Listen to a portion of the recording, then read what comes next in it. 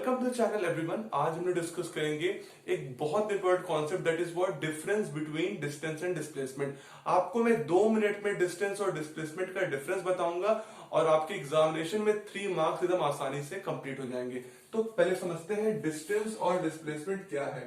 ठीक बात है, तो डिस्टेंस और डिस्प्लेसमेंट समझिए इस बात को, ये बहुत इंपॉर्टेंट है। हर बार एग्जाम में आता है, जितने भी बार ये स्कूल के एग्जाम होंगे हर बार आएंगे, और अगर कोई कॉम्पिटिटिव एग्जाम भी होता है तो उस पर भी ये कॉन्सेप्ट को यूज करते हैं। ठीक बात है, तो पहले समझ लीजिए आपके पास एक पॉइंट ए है और एक पॉइंट बी है। ठीक बात है, तो डिस्टेंस क्या होता है? हम लोग बोलते हैं डिस्टेंस डिस्टेंस कि भैया डिस्टेंस कितना दूरी, तो दूरी जो आपने वही है।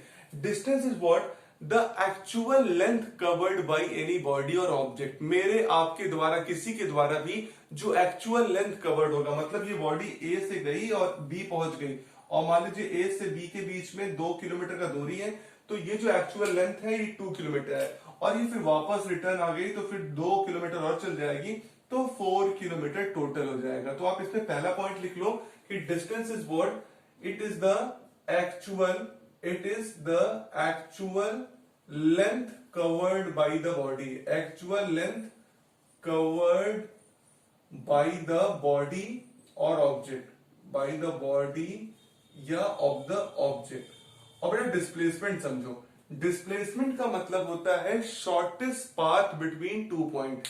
अगर 2 पॉइंट है, जैसे ये ए से बी के बीच में जो शॉर्टेस्ट पाथ होगा वही क्या होगा, या किसी भी पॉइंट की ए से ए के बीच में जो शॉर्टेस्ट पाथ होगा वो होगा आपका डिस्प्लेसमेंट। जैसे आपसे मैं कहूं कि अभी ये ए टू बी गया, बी टू ए आ गया, तो आपने बोला डिस्टेंस है 4 किलोमीटर कवर किया, that is the actual length.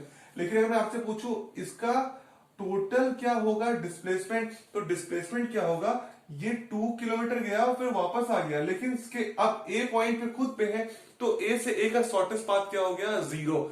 तो इस बार में देख रहे हैं डिस्प्लेसमेंट 0 हो गया, लेकिन डिस्टेंस क्या हो गया, 4 हो गया। तो आप यहां पे लिखोगे क्या कि displacement is what first point इसका इट इज द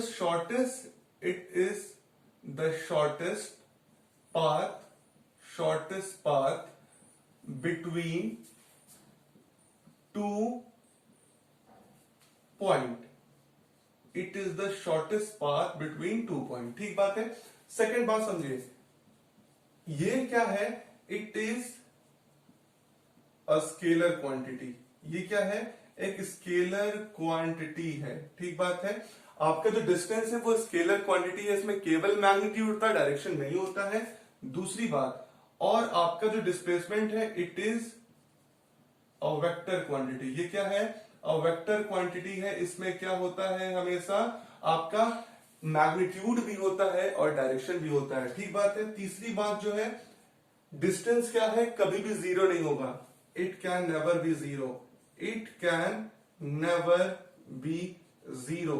लेकिन आपका जो डिस्प्लेसमेंट है, आपने देखा अगर उसी पॉइंट पे फिर पहुंच जाए तो 0 हो जाएगा, it can be 0, it can be 0। ठीक बात है। और इस 0 से मैं एक कॉन्सेप्ट ला दूं अगर आपको, आपका डिस्टेंस अगर 0 है इसका मतलब इनिशियल और फाइनल पॉइंट क्या है, अभी इनिशियल पॉइंट क्या है आपका, बॉडी इनिशियल पॉइंट पे है। If distance is zero means body is at rest, means body is at rest. ठीक बात है, बॉडी कहां पे है, रेस्ट पे है। और अगर आपका डिस्प्लेसमेंट 0 है तो मतलब बॉडी क्या है, उसका इनिशियल पॉइंट और final point is same. If the displacement is 0, if displacement is 0 means initial and final point is same. तो इस बात को याद रखिएगा, ये 4 पॉइंट मेजर डिफरेंसेस हैं। पहला, it is the actual length, it is the shortest path, it is a scalar quantity, displacement is a vector quantity, can be 0 and distance can never be 0। अगर डिस्टेंस 0 है तो मतलब body rest पे है, अगर displacement 0 है तो initial और फाइनल पॉइंट सेम, मतलब बॉडी जहां पे गई फिर वहीं से फिर वहीं आ गई, दैट इज द थिंग। ठीक बात है। तो ये बेसिक 4 डिफरेंसेस थे डिस्टेंस एंड डिस्प्लेसमेंट पे। ये हर एग्जाम में पूछते हैं, जितने बार भी एग्जाम आपके स्कूल में होंगे, ये कॉम्पिटिटिव एग्जाम में बहुत कई बार इसका कॉन्सेप्ट यूज होता है। वीडियो आपको अच्छा लगा है और कॉन्सेप्ट क्लियर हो गया तो वीडियो को लाइक कर दीजिए। अगर अभी तक आपने चैनल को सब्सक्राइब नहीं किया तो चैनल को सब्सक्राइब कर दीजिए। इस वीडियो को अपने दोस्तों और में खूब शेयर करिए और खूब पढ़ते रहिए। आपका बहुत बहुत धन्यवाद।